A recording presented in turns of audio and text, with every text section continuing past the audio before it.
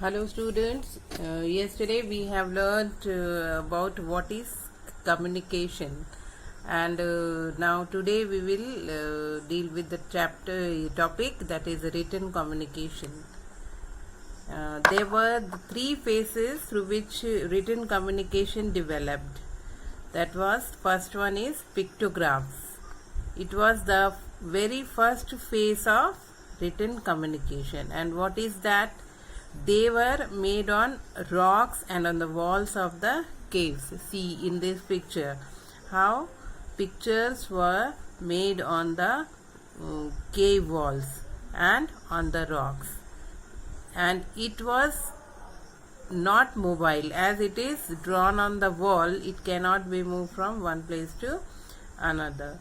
So slowly they became simplified and understandable, and by this picture only they were understanding about the ideas. And number two was, then writing work appeared on paper, papyrus, and paper you understood, and papyrus, it's a kind of paper only which was used in ancient times to write something. And clay, here picture is given of clay and wax, and this is bark of trees and skin of animals also you can understand. And alphabets developed and communication became mobile. Mobile means it can be taken to one place to another, and previously it was drawn only on the cave walls. That was not mobile. Now the third one is, the information was transferred through radio and waves of electromagnetic radiation and electronic signals. And this is radio and television. By this also our information was transferred into through electronic radiation and signals. And then we have studied that written communication is permanent. Whatever we will write, it will be a permanent, as it is written and until it is destroyed, and it stays. Means if we will destroy only, it will go. But if this is a permanent communication. And what about the spoken words? The spoken words are likely to be forgotten. Whatever, if somebody speaks or convey their communication, that will be sometimes forgotten.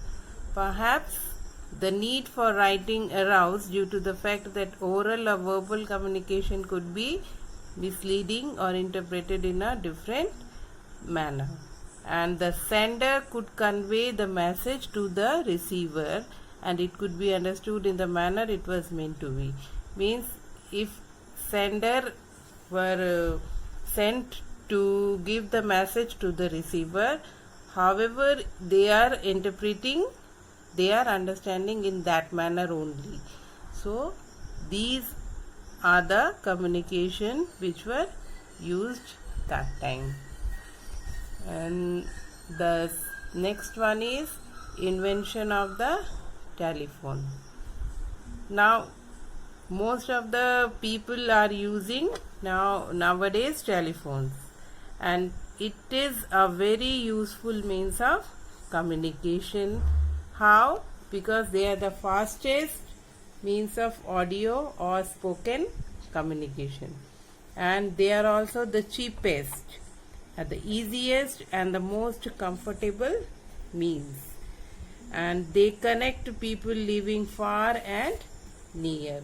Means whenever we are going to connect someone, we can use the telephone, and that time only we can connect with the people, and we can talk to people next door or in a foreign country. Whether the people is next door, means very near or far, we can connect the people instantly. That time only we can connect it. And when it was invented by Alexander Graham Bell in 1876. This you will underline it.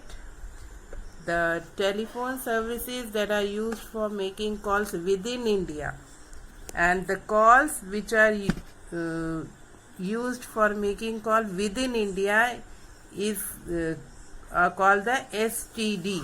STD, the full form of STD is the Subscriber Trunk Dialing Facility, and this we can call within our country.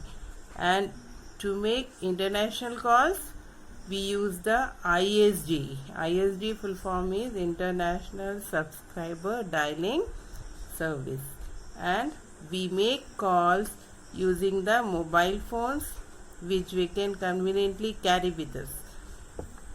Previously telephones were used that we cannot carry one place to another. It was kept in one place only, but nowadays everyone is having the mobile which can be any people carry anywhere. And we can also send written communication through SMS, and the full form is Short Messaging Services, and facility available on all mobile phones, which we all know about this mobile phone. And PCO, that is public call offices, have been set up in rural areas where everyone does not have a telephone line at home. Previously there were PCOs were set where the people, those who are not using mobile phone, they go to that PCO and they use that public call offices, and people can pay a small amount and make calls from that PCO. Now I hope student you have understood about telephone. Now next communication was the telegraph. And telegraph, what is? The telegraph is a machine which is used for sending messages using code of dots and dashes.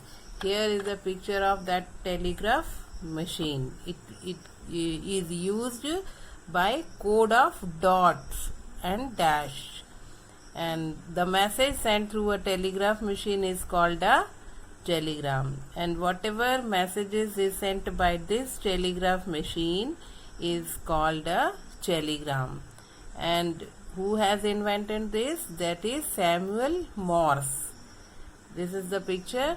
Samuel Morse, he invented the telegraph and devised this method of sending messages in 1837. This all you will underline it. And the sender would send messages through dots and dashes, and the receiver or operator receiving the message would translate the message of dots and dash into words. Means the sender, they will send messages through dots and dash, and when it received, the operator will receive the message and he will translate the message of dots into words. Then the people will understand what is written there. And telegrams are no longer used in our country. Previously it was used for sending emergency messages, and now it is not used because all are using what? Mobile phones and all. So very few countries in the world only use telegram nowadays. So students, I have completed up to here telegraph. So you will read the topics again and understand it properly. Thank you.